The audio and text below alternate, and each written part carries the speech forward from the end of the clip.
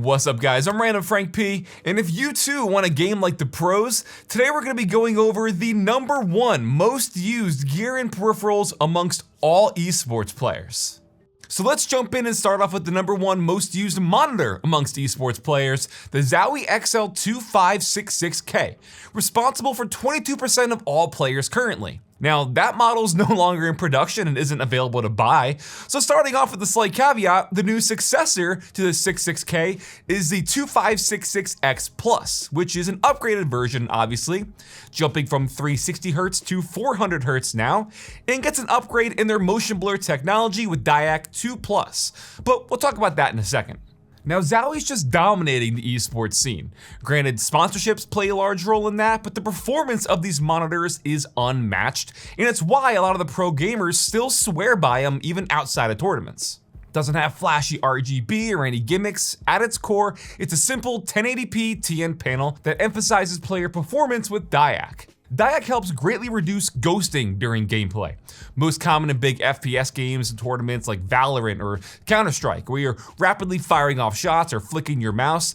Those fast-paced movements where your enemy would otherwise have ghosting artifacts or stuttering on a frame-to-frame basis, dyac and dyac 2+ now reduces that with their backlight strobing to counter motion blur. Dyac had 1 layer of backlight strobing, while dyac 2+ now has 2 layers. In return, your enemy's gonna have greater contrast, letting them stand out more, giving you the advantage, whereas if you weren't using dyac, you'd be seeing a few ghosting frames or the backlighting still showing the previous frame, which could throw off your aim. So despite not being OLED, 4K, or 27 inches and above, yes, a 1080p TN panel at 24.5 inches is still #1 to the esports players. And it makes sense, because around 24 inches, they're literally sitting right in front of the screen. Some guys sit like an inch away from the monitor, some angle it up or down, whatever they deem is most comfortable to their playstyle. So yeah, a screen size of 24 inches, by far the most common. And fun fact, if you can touch your nose to the screen,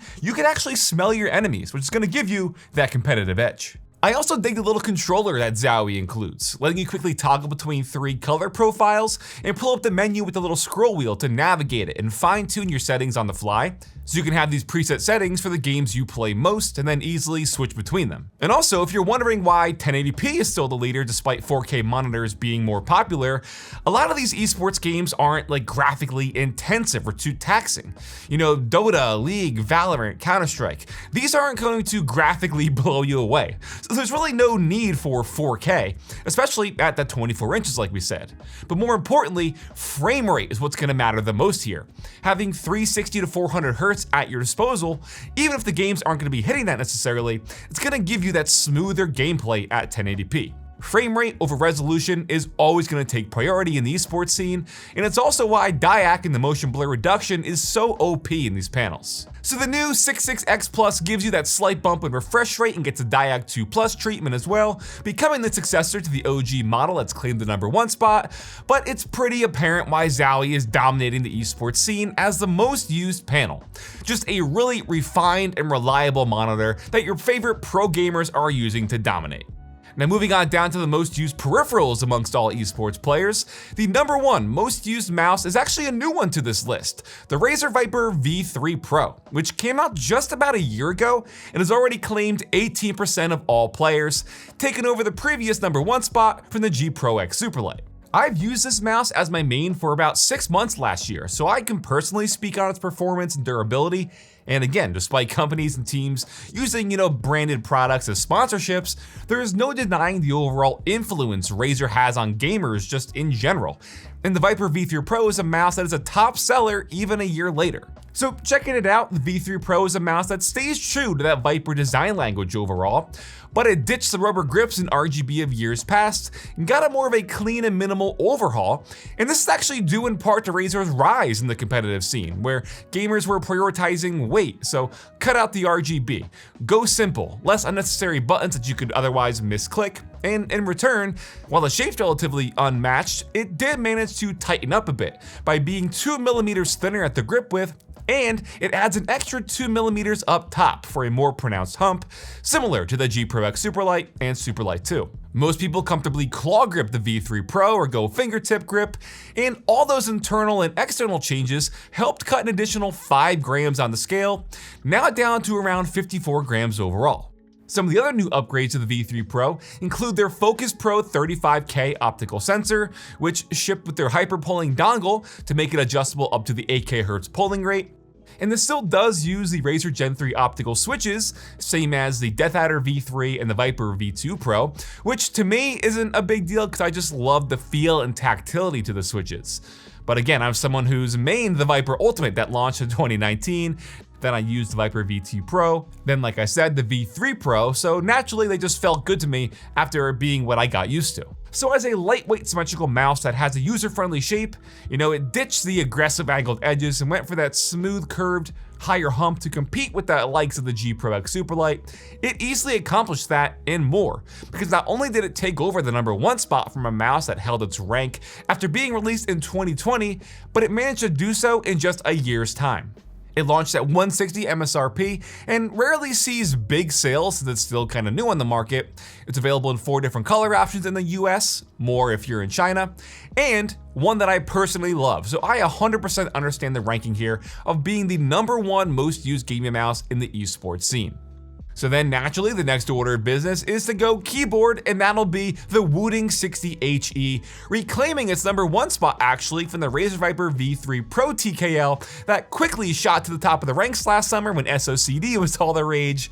Then it got banned in a lot of games, and now Wooting's back at #1. Just like dyac is the reason pro gamers love to go with Zowie, Wooting has that same influence in the market as they're pretty much pioneers in the Hall effect space, really being responsible for the absolute rise and dominance that is Hall effect keyboards as we know them today.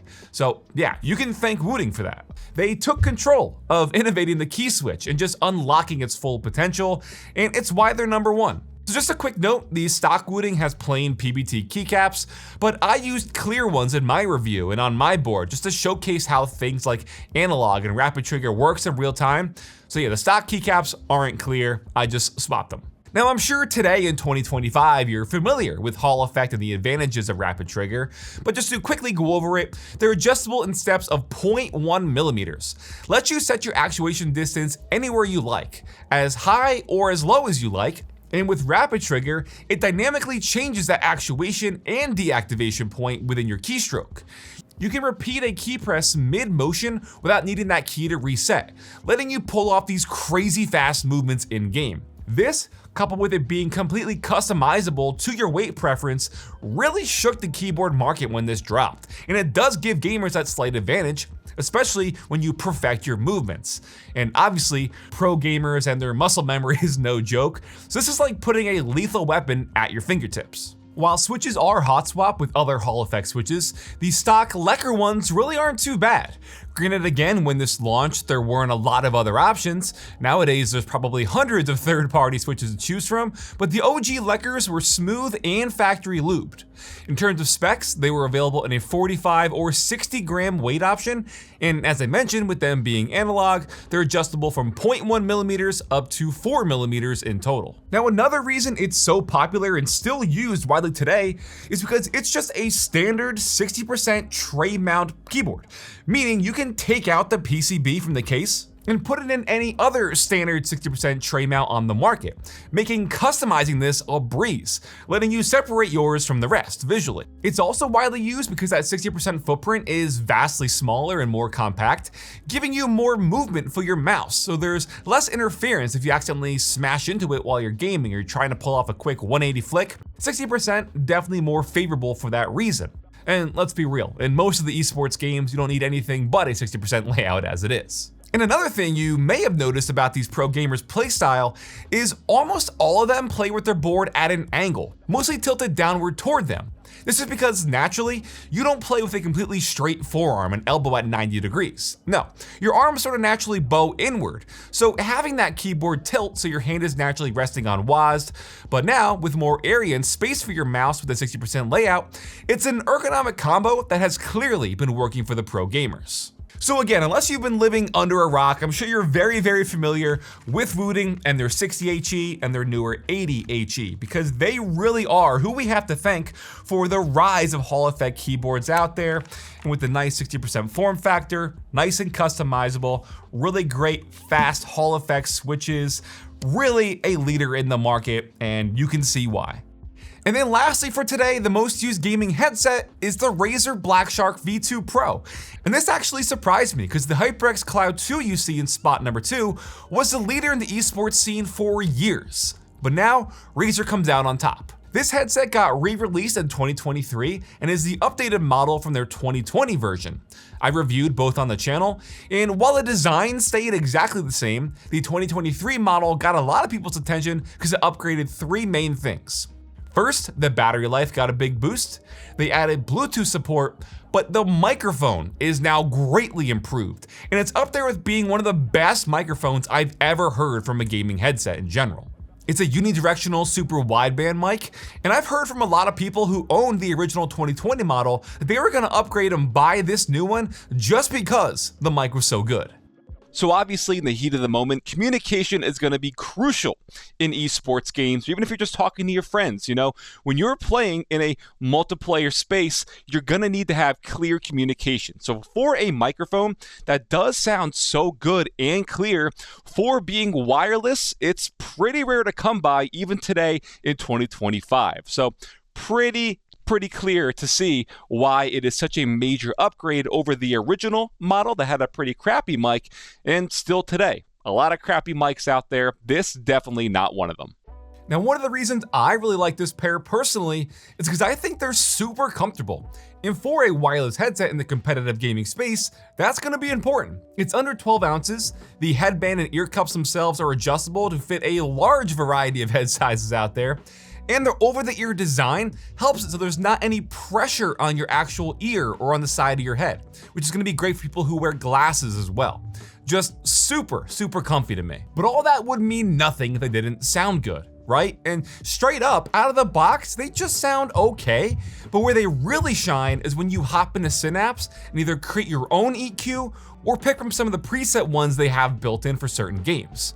And while I typically avoid that fake 7.1 surround sound, Razer's THX spatial audio setting is really good. It improves positional accuracy in the soundstage, making it easier to spot the location of sound effects like footsteps, gunshots, explosions.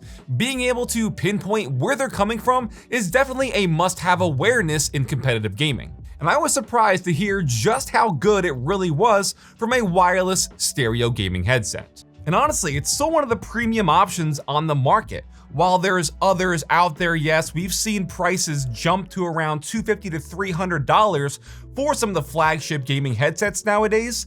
This launched at $200, frequently on sale around $150 to $160, which I think is a no-brainer for a great sounding headset with one of the best microphones I've ever heard. So guys, that'll wrap it up for some of the top #1 gear amongst all esports players today. A little spoiler alert, I made this video 2 times already. Had to scrap the first 2 because the peripheral market changes, the leaders change, but this has been the consistent rankings for a little over 3 months now, so I figured why not put out this video showing you the #1 most used gear and peripherals amongst all esports players. If you want to check them all out, I have all the gear we showed off listed for you guys in the description down below. If you like this video, let me know by giving it a big thumbs up to show your support.